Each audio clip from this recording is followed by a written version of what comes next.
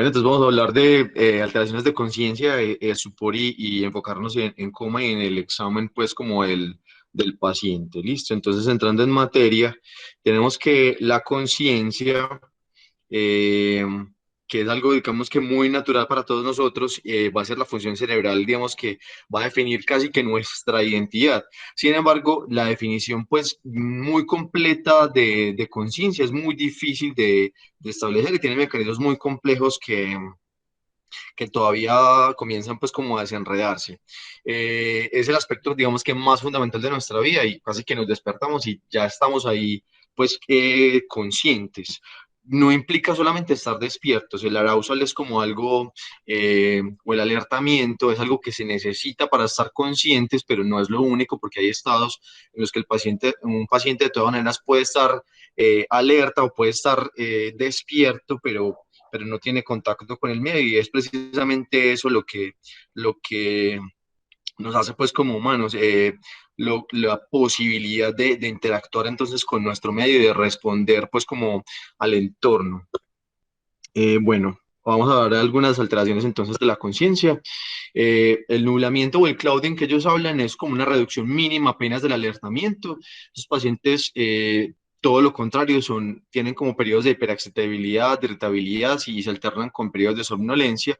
Y la obnubilación, donde ya hay como una reducción más profunda del alertamiento y esos pacientes tienen respuestas, digamos que muy lentas a la estimulación, duermen mucho más durante el día, incluso casi que todo el día permanecen somnolientos. Pero la invitación es no utilizar estos términos porque son como imprecisos. Lo de nublamiento y obnubilación no emplearlo en las historias clínicas de los pacientes. Y el delirium, que es como un factor confusor o un diagnóstico diferencial, es como una percepción errónea de los estímulos y en los pacientes van a tener disminución para esa habilidad de concentrarse y para sostener la atención y van a tener cambios cognitivos también. Pero lo más importante es que va a ser muy fluctuante durante el día y esto sí es pues muy frecuente en los pacientes neuroquirúrgicos y hospitalizados pues por muchas otras causas. Hay otras causas pues también que tenemos que diferenciar como la hipersomnia. Como su nombre lo dice, pues es un sueño excesivo. El paciente se despierta muy bien, cuando uno lo estimula se despierta muy bien y cognitivamente está sin alteraciones. Por lo general es por disfunciones hipotalámicas.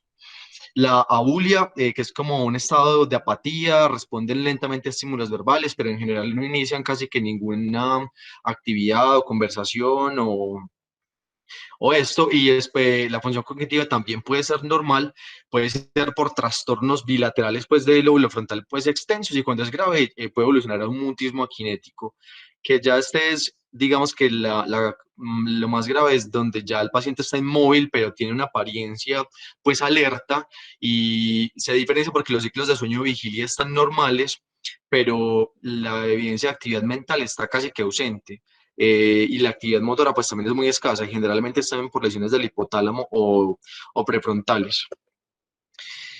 Hay otra condición que tenemos que tratar de diferenciar y tener un alto índice de sospecha con esta, es el enclaustramiento. Es como una condición muy lamentable pues que pueden a veces tener algunos pacientes, eh, por lesiones en la base del tegmento pontino.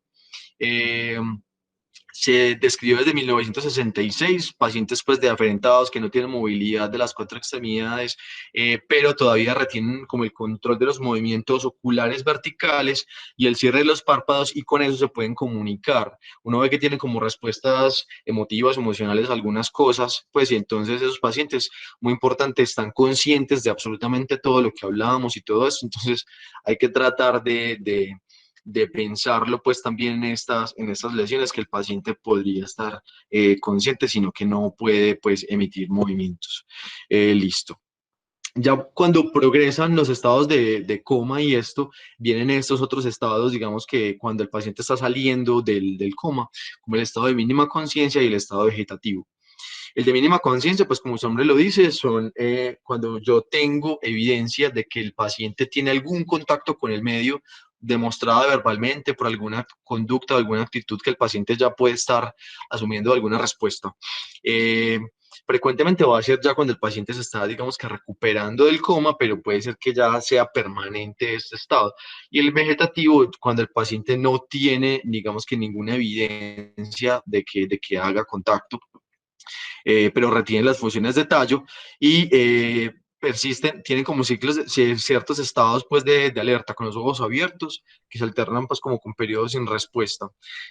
Por lo general uno habla de un estado vegetativo solamente pacientes que están en ese estado por un mes, ¿cierto? Y algunos se recuperan pues dependiendo de la causa que los llevó pues ahí traumático, isquémico. Bueno, ya hablando pues de coma propiamente, es en el estado en que no hay respuesta y el paciente pues no despierta y no interactúa a pesar de que se le estimule pues repetidamente. Eh, Hay dos componentes importantes del coma y va a ser entonces el nivel de conciencia y el contenido como tal de la conciencia. O sea, qué tan despierto está y eso nos lo va a permitir el sistema activador reticular ascendente, si está somnoliento, si está estuporoso, cuál es el nivel pues como tal de alteración de conciencia. Y el contenido de conciencia, pues cuando lo podemos evaluar, porque si está en coma, pues no lo podríamos evaluar, pero cómo interactúa, qué puede hacer cuando el paciente se alerta, si está coherente, si está confuso, si está agitado, y esto nos lo da el componente cortical, donde pues elaboramos ya todas integramos pues digamos que todos los estímulos que nos vienen del medio ambiente. Eh, Acordemos que es una emergencia vital que requiere una intervención rápida para preservar tanto la función cerebral como la vida de los pacientes y va a requerir un enfoque muy práctico que nos permita entonces hacer un diagnóstico temprano y tratar, pues, digamos que las causas de base. Principales causas, entonces, lesiones vasculares, cualquier infarto o un hematoma pues grande hemisférico, una ACV propiamente ya del tallo por alteración de la arteria basilar, hemorragias en el tallo o infarto cerebeloso o algún hematoma que tenga efecto de masa pues en la fosa posterior, hemorragias o arácnidos de alto grado, trombosis de senos venosos durales o puede ser pues traumas ya graves con lesión axonal difusa, con edema cerebral grande y síndrome de hipertensión endocraneana, un hematoma epidural o subdural, contusiones cerebrales con efecto de masa, embolia grasa, pueden ser infecciones pues ya también graves, meningitis o meningoencefalitis pues bacteriana, micótica o micobacteriana, un absceso cerebral también con efecto de masa, empiemas, también hay que pensar ya en estas otras autoinmunes, encefalitis autoinmune express, vasculitis y ya otras pues tumores hemisféricos también con efecto de masa, un tumor ya primario en el tallo o en el cerebelo con efecto de masa, eh, tumores infiltrantes, alguna hidrocefalia aguda y ya pues en el algoritmo tengo que ir descartando otras cosas como los estatus epilépticos no convulsivos, sobredosis de medicamentos en el contexto pues de estos pacientes y ya pues alteraciones metabólicas que pueden ser pues múltiples y hay que estudiarlas también y tenerlas pues como en cuenta. Listo. Entonces tenemos el sistema activador reticular ascendente, el SARA, que es la principal red del cerebro que va a intervenir en la vigilia y va a estar localizada entonces, a ver, el puntero, ¿dónde está? Listo. Va a estar localizada entre la parte pues dorsal del puente y el mesencéfalo superior. Eh, y va a tener muchas aferencias entonces de muchos neurotransmisores, principalmente pues excitatorios. Listo. Entonces, el sistema reticular activador ascendente consta de entonces muchos grupos de neuronas que van a proyectarse hacia el tálamo y al hipotálamo y a toda la corteza, pues digamos que a toda la corteza pues prefrontal, a la amígdala y de ahí hace proyecciones a toda la corteza. Entonces, sobre todo de los núcleos tegmentales pedúnculo-pontino y laterodorsal, donde se libera acetilcolina y van hacia los núcleos de relevo del tálamo.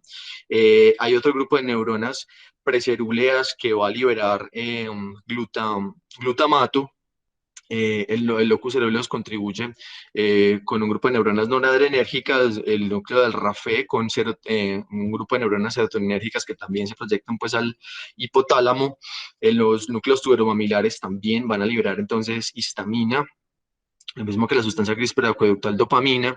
Y es muy importante también esta parte dorsal del hipotálamo que libera orexinas 1 y 2, que es la que va, digamos, que a ayudar a mantener ese estado de vigilia. Cuando nos faltan esas orexinas, se puede producir un estado de narcolepsia, pues, en los pacientes. Y ya todo esto hace proyecciones entonces hacia la corteza, pues, o al cerebro anterior, a la corteza prefrontal y al resto, pues, como de la corteza.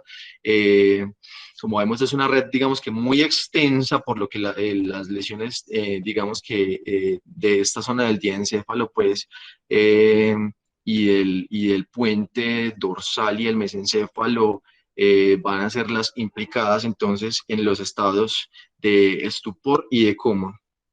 Listo.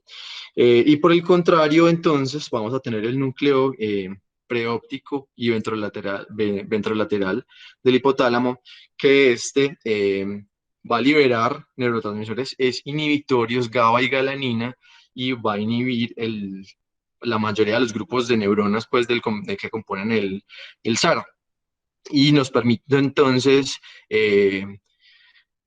entrar pues como en un estado de sueño, ¿cierto? Esta pérdida de las neuronas del núcleo perióptico ventrolateral se han descrito desde hace más de 100 años. Con esta epidemia de la encefalitis letárgica, observaron que los pacientes que tenían lesiones en esa zona preóptica presentaban, digamos, que un insomnio muy profundo.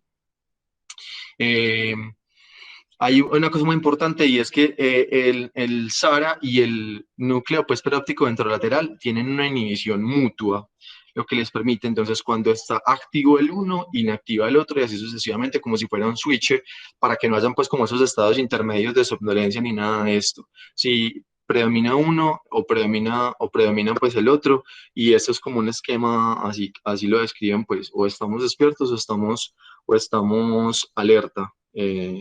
Que es fundamental, pues digamos que para nuestra vida. Bueno, los mecanismos que van a producir entonces el coma puede ser un daño cortical generalizado, pues extenso, o una lesión en el tallo o de encéfalo, o pues psiquiátricas, pues ya personas pues simuladoras y esto que también pues tengo que tenerlas en cuenta, o pues causas diferentes.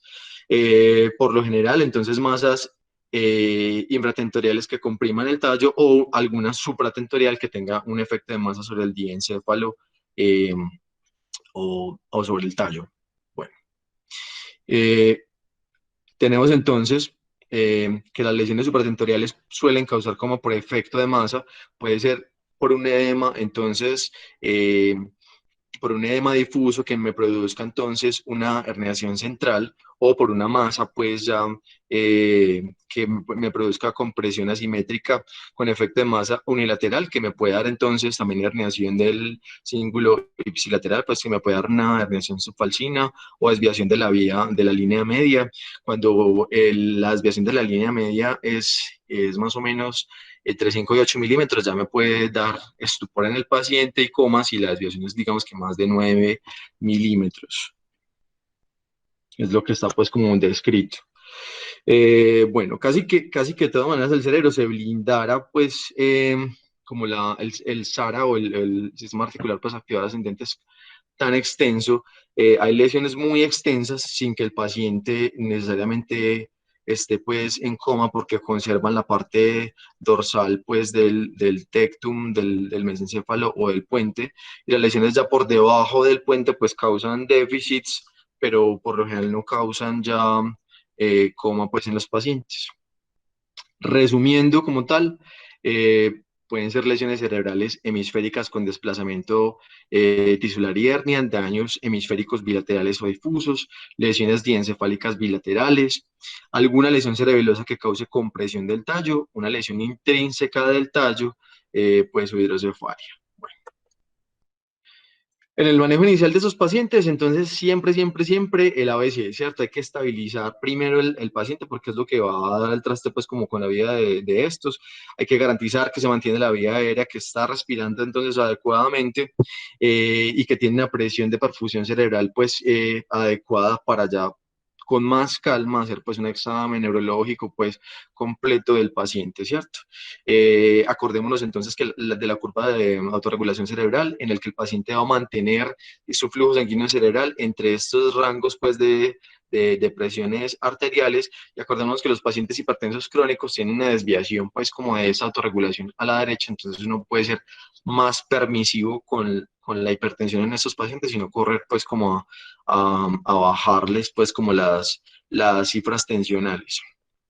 Ya luego lo que voy a hacer es, como el paciente, pues, valga la redundancia, está en coma y no nos puede responder nuestras preguntas y todo esto, entonces el examen neurológico va a ser, digamos que, mm, eh, orientado a estas 5 ítems, al nivel de que, cuál es su nivel de conciencia, cuál es su patrón de respiración, el tamaño y la reactividad de las pupilas, los movimientos oculares y las respuestas oculovestibulares, y cuáles son las respuestas motoras esqueléticas. ¿Cuál es el propósito entonces de esto? Distinguir entonces de un coma por lesión estructural de una lesión metabólica, ¿cierto?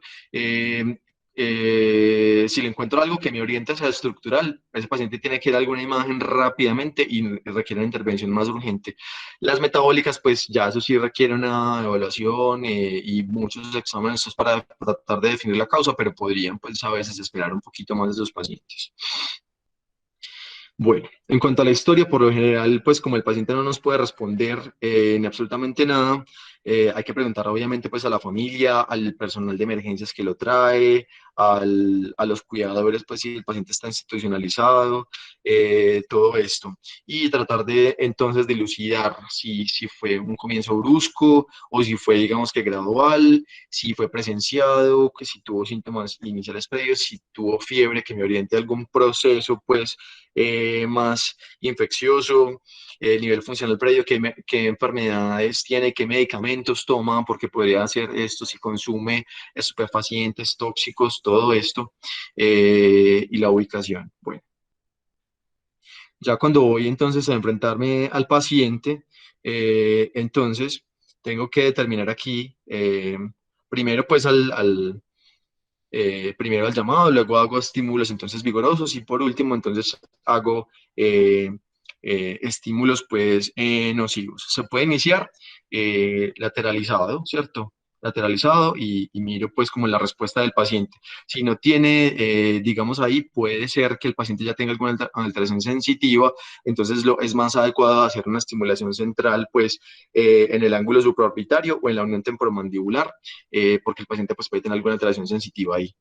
Pero si no hay, pues digamos que ninguna respuesta, lo más correcto es pasarse a una estimulación central, en la línea media, en la parte pues como externa, un estímulo vigoroso y mirar eh, que si se alerta. Bueno, entonces clásicamente para evaluar, digamos que el estado de conciencia, tenemos la escala de coma de Glasgow, que por definición coma es un puntaje de 8 o menos.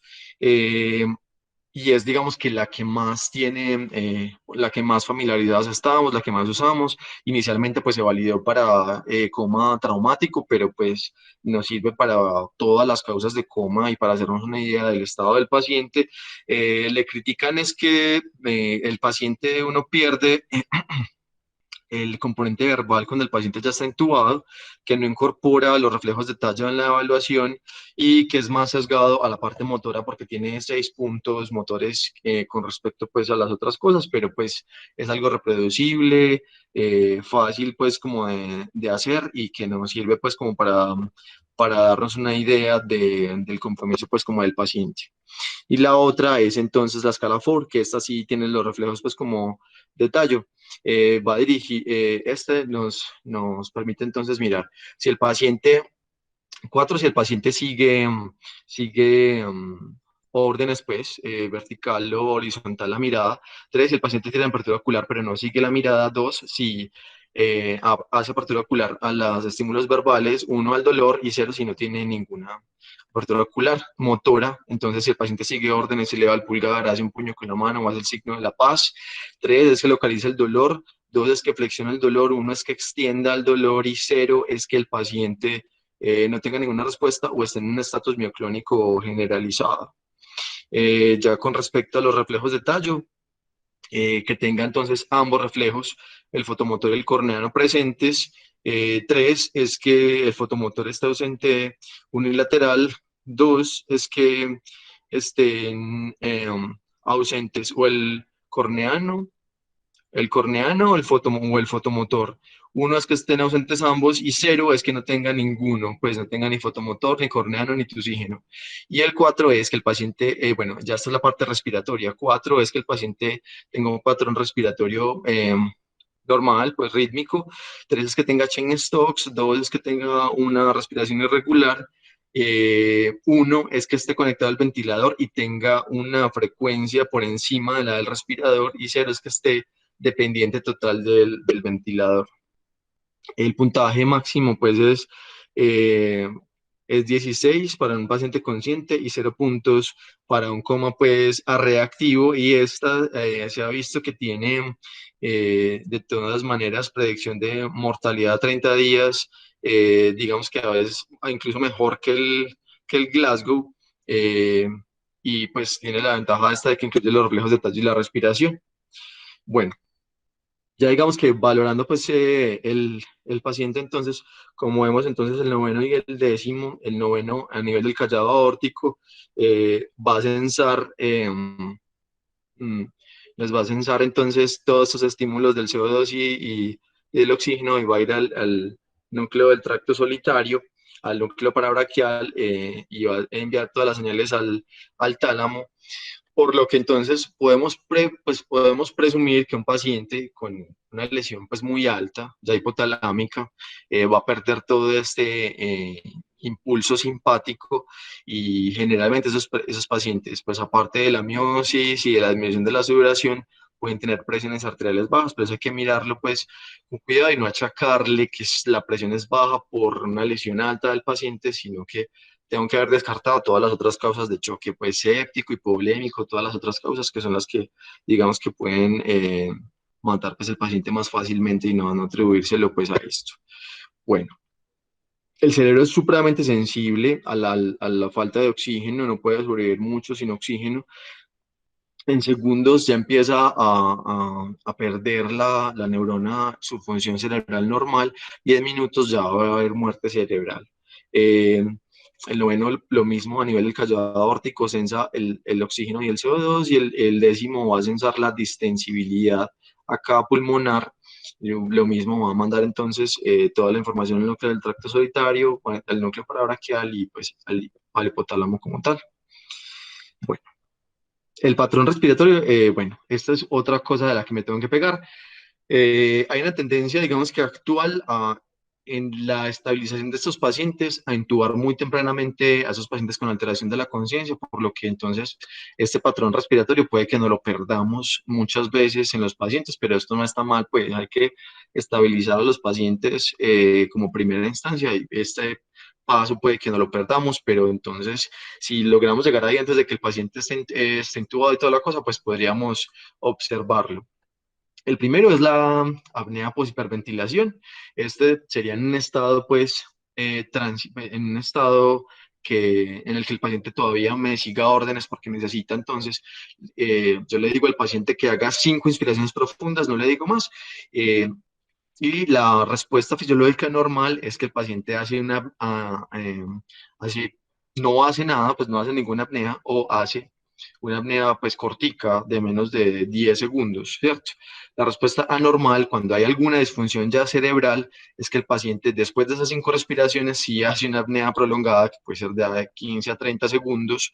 Y eso me implica pues que tenga una disfunción cerebral pues generalizada o bueno, la que sigue es entonces cuando el paciente tiene ya encefalopatías metabólicas o el paciente tiene alguna alteración diencefálica, puede tener la respiración de Cheyne-Stokes. Esa me habla de que el paciente tiene todavía los reflejos de tallo conservados.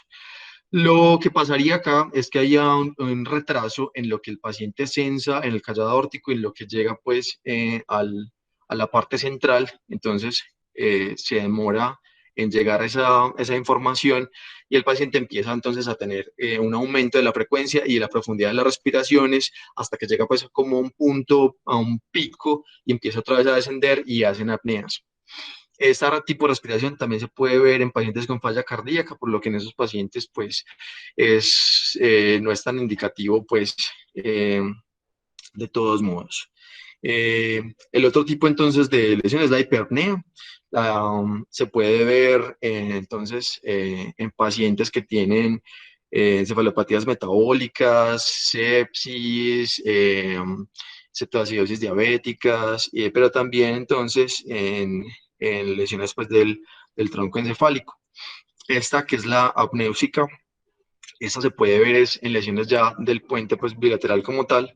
La atáxica ya se va a ver en pacientes con lesiones pues ya vulvares, que es una respiración pues desorganizada, todo esto, y en lesiones vulvares bilaterales que comprometan pues los centros respiratorios vulvares, ya va a haber pues una apnea, esto ya es incompatible pues con la vida.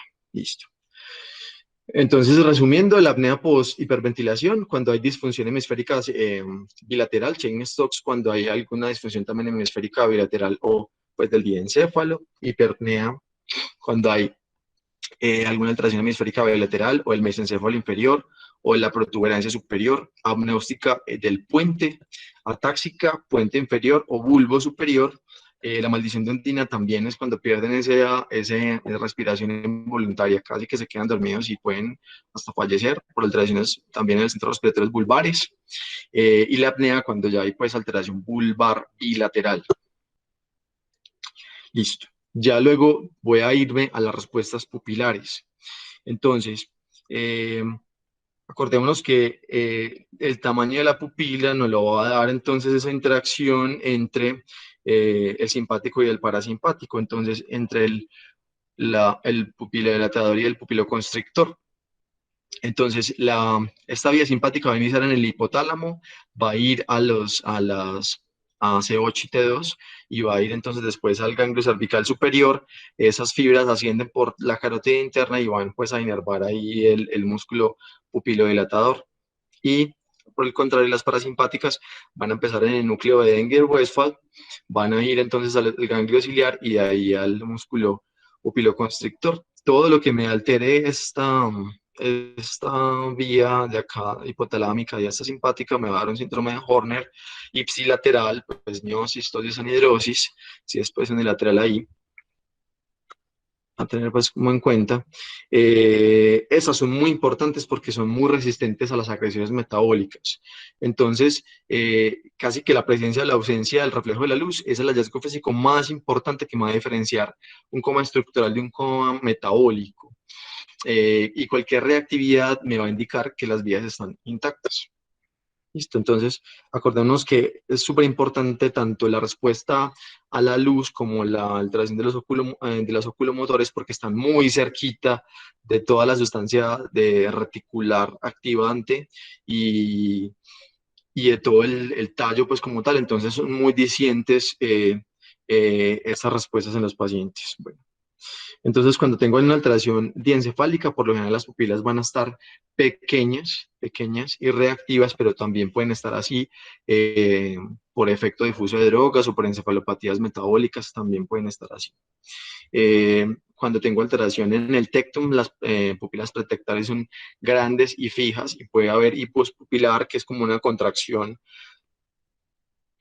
a veces contracción pues como del iris como tal que se puede ver cuando uno le estimula pues con luz directa.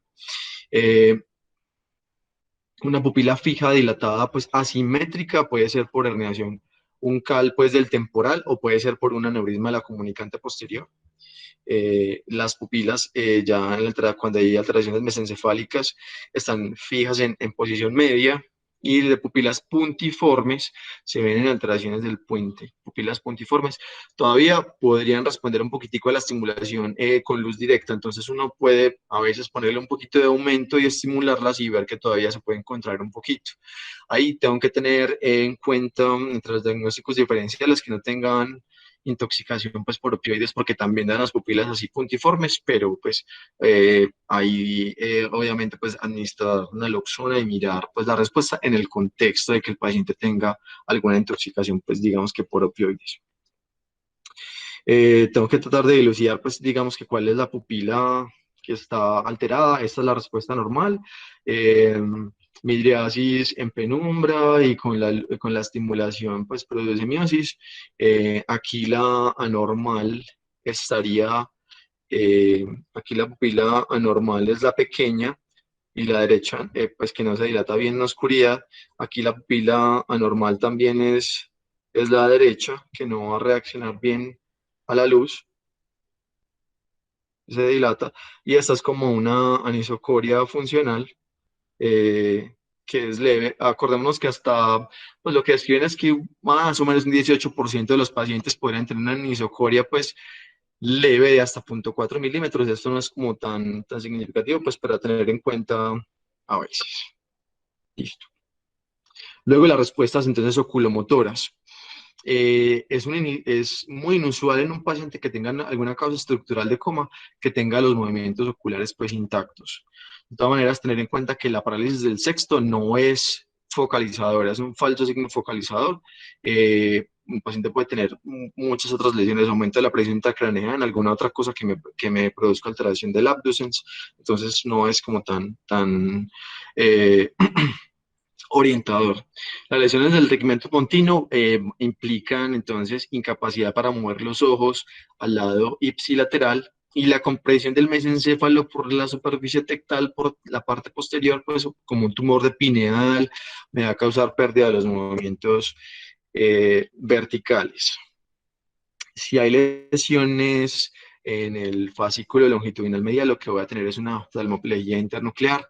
Es cuando le pido al paciente que mire hacia un lado, ese ojo no va a cruzar la línea media, o lo va a hacer de manera incompleta, y el ojo que lo logra hacer hace como un nistagmus hacia ese lado. El skew también es muy importante, que es esa desalineación de los ojos en el plano vertical. Me habla que hay alguna lesión de tallo ahí, específicamente me habla de eso. Tengo que también tener en cuenta las desviaciones laterales conjugadas de la mirada, porque me hablan de lesiones con efecto de masas cerebrales, desviación también conjugadas vertical, que pueden ser por presión sobre la placa tectal, por una masa pues pineal, o una hemorragia talámica, o no, alguna otra causa. Luego los reflejos entonces también, que son súper importantes, reflejo oculocefálico o los ojos de muñeca. Entonces aquí tengo que haber descartado, para hacer esta maniobra, tengo que haber descartado que el paciente tenga alguna lesión cervical. Si en el contexto de trauma tengo que tener una imagen, si está normal, pues los puedo hacer pues normal. Hago apertura pues de ocular del paciente y hago movimientos bruscos pues como cefálicos hacia los lados. Lo normal es que el paciente entonces que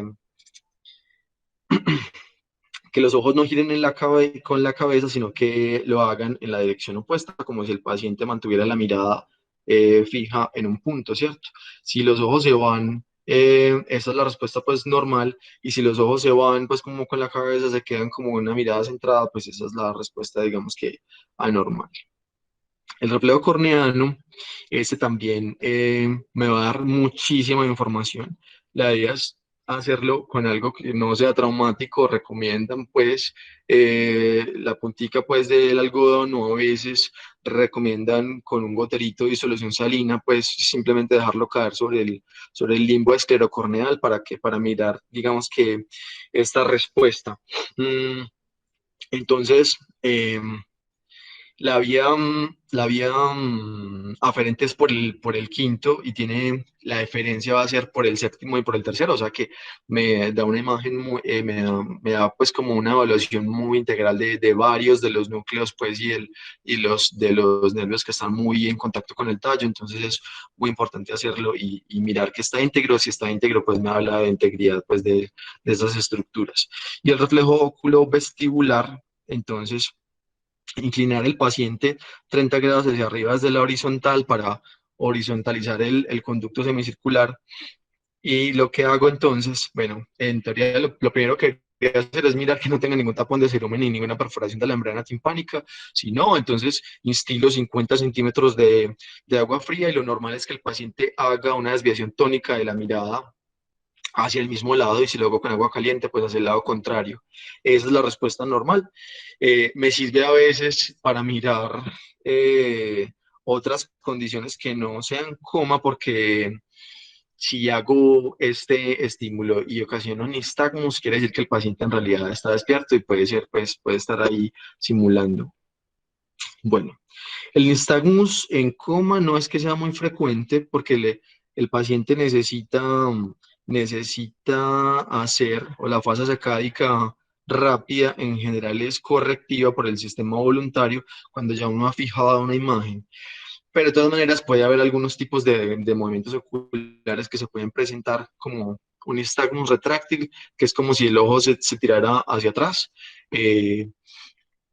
Por una contracción de todos los músculos pues del ojo, ¿cierto? Y puede ser por lesiones mesencefálicas, eh, el nistagmus de convergencia, cuando hace la convergencia, luego hace una sacada pues como rápida, y también es por lesiones del mesencéfalo dorsal.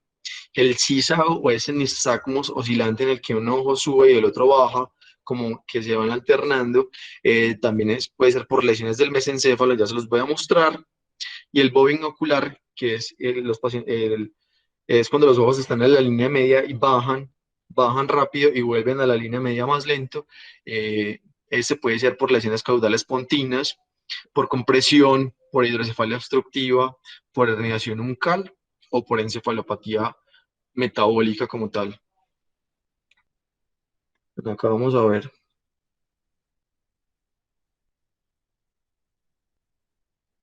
el oscilante. Vemos que un ojo sube y el otro ojo baja por lesiones, pueden ser lesiones del mesencéfalo.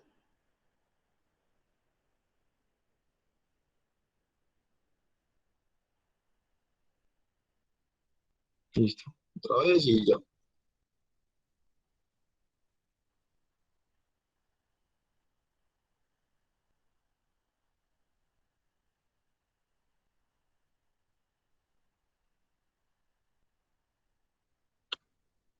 Bueno, vale.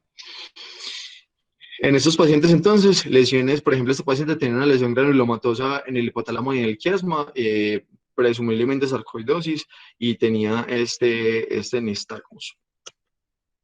Y este, que es el bovino ocular,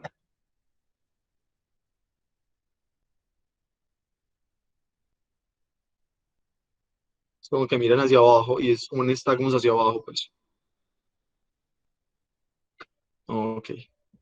Bueno, por último, entonces, están las respuestas, entonces, motoras. Si el paciente, pues, no responde a la voz o al tacto, lo normal es que intente, digamos que, retirar al estímulo, pues, nocivo, ¿cierto? Los pacientes ya con lesiones hemisféricas o diencefálicas pueden presentar, pues, hemiparesia, ¿cierto? Y signos piramidales al lado de la paresia. Cuando hay lesiones, pues, ya, como vemos en la segunda,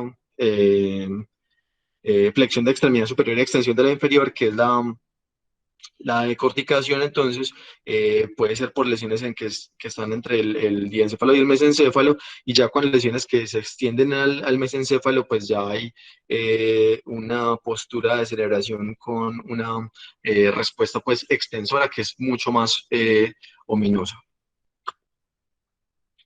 Bueno, el TAC va a tener una buena sensibilidad para detectar entonces hemorragias intracraneanas, hidrocefalia, desviación de la línea media, eh, y el contraste va a ser útil en sospecha pues, de infección o de tumor. Ya digamos que yo llevo los pacientes a resonancias cuando ya digamos que no encontré pues ninguna otra cosa y cuando el paciente pues esté ya un poquito más estable. No es algo de todas maneras que se haga, que se va a hacer pues emergente porque sabemos que se demora mucho, no está disponible pues en todos los centros ni nada de esto. Eh, Tratar de pensar siempre en las causas tratables, por enumerar algunas, puede ser oclusión de la arteria basilar, llevar al paciente a trombolisis o trombectomía mecánica, algún estado epiléptico, dar anticonvulsivantes, masas intraparenquimatosas, pues cirugía o terapia osmótica o esteroides, si ya hay colecciones extraxiales, cirugía, todas las causas tratables, pensarlas, digamos que primero, si hay uremia, pensar en diálisis, bueno. El manejo debe ser entonces en cuidados intensivos para vigilar todas las complicaciones entonces del coma, anoxia, isquemia, hipertensión intracraneana, convulsiones prolongadas, hipoglicemia, fiebre alta y para el manejo de las disnatremias, pues. Eh, este fue un estudio que se hizo entonces en el 2012, publicado en el New England Journal of Medicine. en el que se escogieron 184 pacientes con estado vegetativo o estado de mínima conciencia por 4 a 16 semanas de amantadina versus placebo. Ese es, digamos que de los poquitos que se ha visto en los estados de coma, pues digamos que persistentes, tuvieron mejoría mayor en la escala de discapacidad de 0.24 puntos por semana. Entonces se vio que la amantadina sí acelera la recuperación de la conciencia después de una lesión cerebral traumática, pero sin mejoría pues en los desenlaces posteriores como tal. Listo. Entonces, para resumir, cuando hay una alteración de ambas cortezas, lo normal es que el paciente, no, me llevo el puntero acá, que el paciente retire el dolor, las pupilas van a estar pequeñas y reactivas, los músculos oculares pues van a estar preservados, puede tener una apnea pues post hiperventilación o un patrón respiratorio de Cheyne-Stokes y pueden tener hemiparesia pues contralateral. Cuando hay lesiones talámicas, la respuesta al dolor va a ser de corticación, las pupilas van a ser pequeñas, los ojos van a estar desviados hacia abajo y hacia el lado de la lesión. Pues si hay compromiso del tercer par, ¿cierto? El patrón respiratorio va a ser apnea post-hiperventilación o Cheyne-Stokes y van a tener hemiparesia contralateral. Mesencefálicas, decorticación o aceleración depende del nivel. Pupilas intermedias fijas, puede dar nistagmus también como los que vimos pues, por lesiones del mesencéfalo. La respiración pues, puede ser igual o pueden tener hiperapnea y van a tener hemiplegia con paresia al tercer par contralateral en el puente, ya de cerebración. Las pupilas, como vemos, son puntiformes, pero todavía responden pues a la luz, o puede haber un síndrome de Horner si hay una lesión pues lateral. Los movimientos oculares, puede haber bobbing ocular o ausencia de movimientos conjugados horizontales, conservan los verticales y la acomodación. Puede haber, y la respiración es apnéustica, y puede haber hemiplegia con un sexto o séptimo par contralaterales.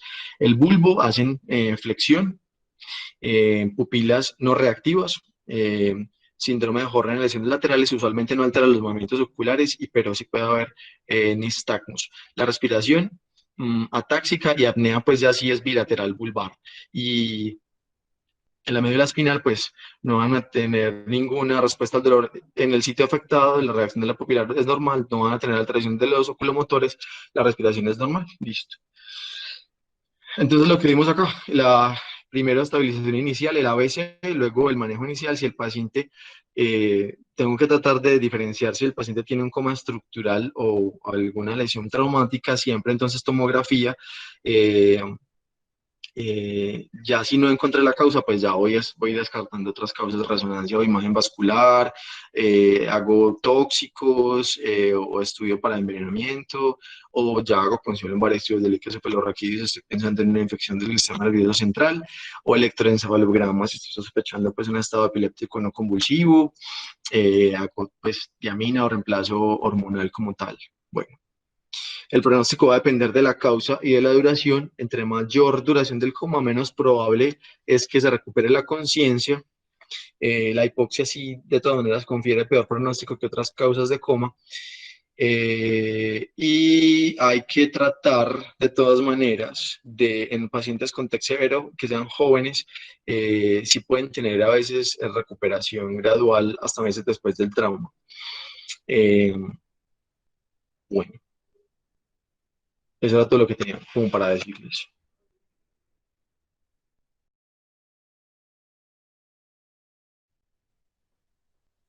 Edgar, muchísimas gracias. Yo te quisiera hacer un comentario. Sí, claro. A mi consultorio llegó una paciente que habían operado unos colegas en otra institución de un aneurisma de la arteria comunicante anterior.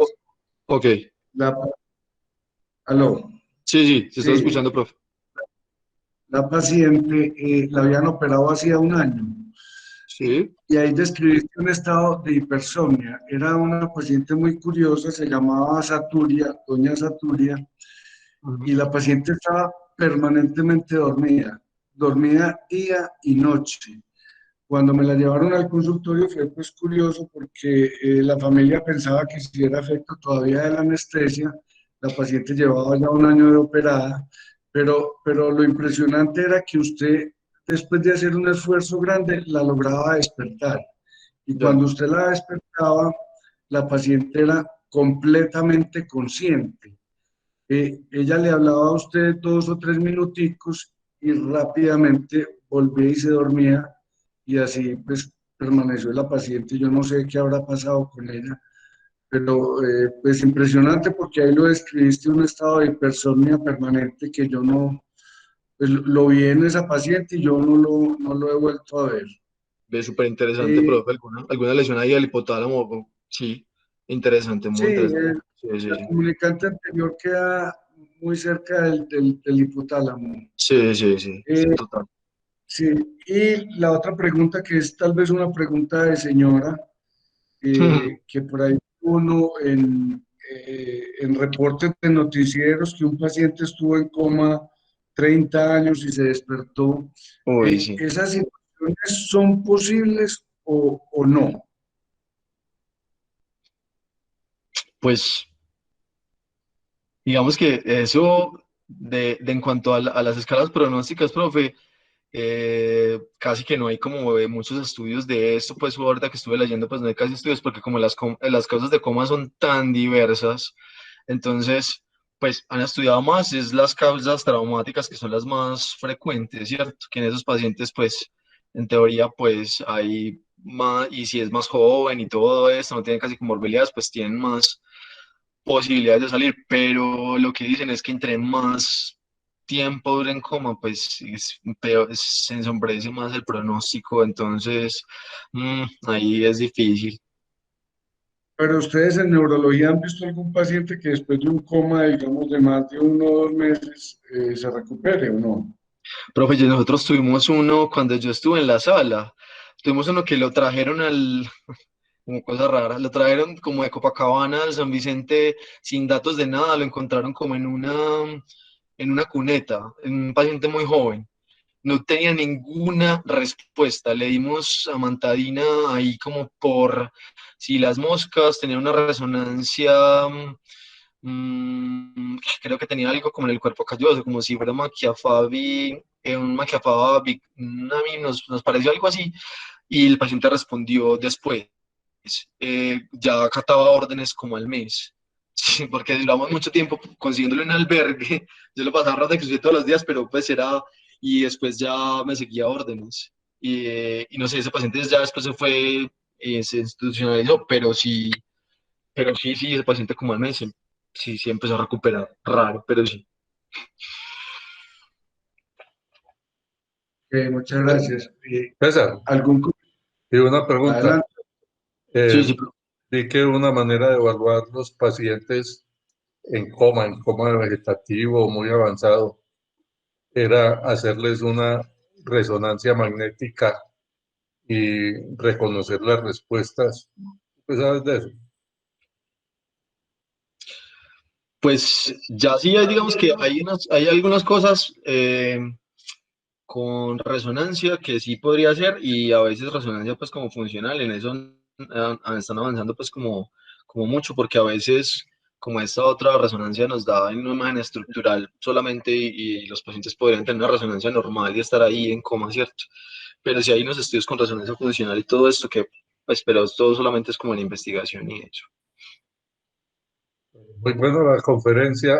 Tenemos una evaluación electrónica, que yo no sé qué tanto la conteste, pero ya veo que está haciendo falta. Sí, hace falta como pegarse de otros elementos a veces porque a veces se quedan en unos comas como así sin explicación alguna, que uno no tiene como muchos datos de por qué el paciente está así y todo lo metabólico normal y todos los estudios normales y ya queda uno como en las mismas. Hay casos muy complejos. No, César, yo me refería a la evaluación electrónica de la presentación.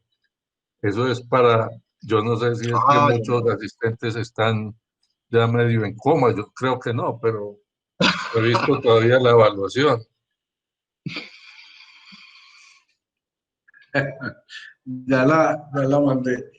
Eh, y yo también, pues ahorita me acuerdo de una situación que pasó en Estados Unidos, una niña que tuvo muerte cerebral que tenía como 6 meses de embarazo y la sostuvieron muerta hasta el final del embarazo. Eso a mí me Sí, parece una cosa dramática y muy difícil porque yo aquí no he visto que ningún paciente después de 48 horas sea capaz de sostenerlo. ujú, sí. ¿Alguien tiene algún comentario adicional?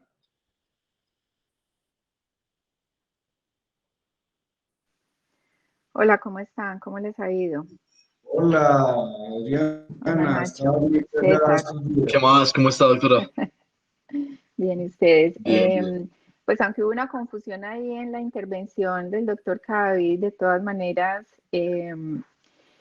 sí hay estudios para evaluar, tratando de ver qué es lo que pasa con la conciencia en estos pacientes. No se puede resonancia funcional, César, porque una de las condiciones para hacer una resonancia Es que funcional el es que el paciente está paciente esté despierto. despierto, inclusive es lo que uno Ah, más ok. evalúa cuánto puede colaborar o no. Ya, ya. Ok, Estamos montando en este momento en San Vicente la resonancia funcional y es uno de los criterios, pues, pero sí se pueden hacer otras cosas, por ejemplo el PET, uno puede ver qué áreas del cerebro están activas o no, entonces puede ayudar. Realmente en estimulación cerebral profunda hay varios grupos que han hecho en investigación o casos ocasionales, implantación de electrodos tratando de activar la sustancia reticular, el hipotálamo, algunas otras áreas. Son casos que uno siempre queda con dudas qué pasaba con ese paciente, si era que iba a despertar solito o fue que la estimulación lo despertó o no, y eso tiene pues un componente ético gigante. Así como contó Nacho de Silveria, Saturnina, Esa, yo me Que, acuerdo, que doña, estaba dormida, que estaba muy somnolienta, sí. y así como estaba contando César, pues yo también me acuerdo en residencia, una paciente de esas que se quedó 5 meses en la sala cuando era piodécimo, yo era pues R1, todos los días le pasaba ronda, todos los días le hablaba, pero ella estaba ahí pues en un coma vigil y cualquier día me saludó, hola doctora, doctora Adriana, ¿cómo amaneció? Y yo salí corriendo donde Gabriela, la jefe, porque me dio un ataque de pavor, yo sé qué le pasó. Son de esos casos lo mismo, esperando el resguardo, esperando pues que Sí, sí. no había familia y la Ujú, señora, la joven, porque era muy joven, tenía 20 años, ujú. se acordaba de Oye, tantas cosas que yo le decía y que le hacía, o sea, una cosa impresionante. Y ella lo que tenía era un daño axonal difuso.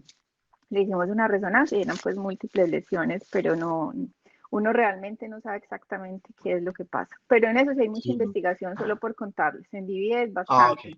En todos los congresos siempre resulta algún grupo por ahí mostrando uno que otro caso y uno siempre queda con muchos interrogantes. Los muestran inconscientes, les ponen el electrodo y tienen momentos del día despiertos o cuando les suben la estimulación, pero es que son tantos componentes que uno no sabe exactamente qué se está estimulando y eso pues también tenemos experiencia aquí en Colombia de cosas que se han hecho que no deben ser. Eso pues prometer o falsas expectativas, mejor dicho, delicado tema, pero mucho Sí. por investigar. Muchas gracias, César, muy interesante la conferencia, muy bien elaborada. Ah, Fuiste pero muy, ascendiendo en todos los aspectos de lo básico, lo clínico, estuvo interesante, muchas gracias. muchas gracias, profe.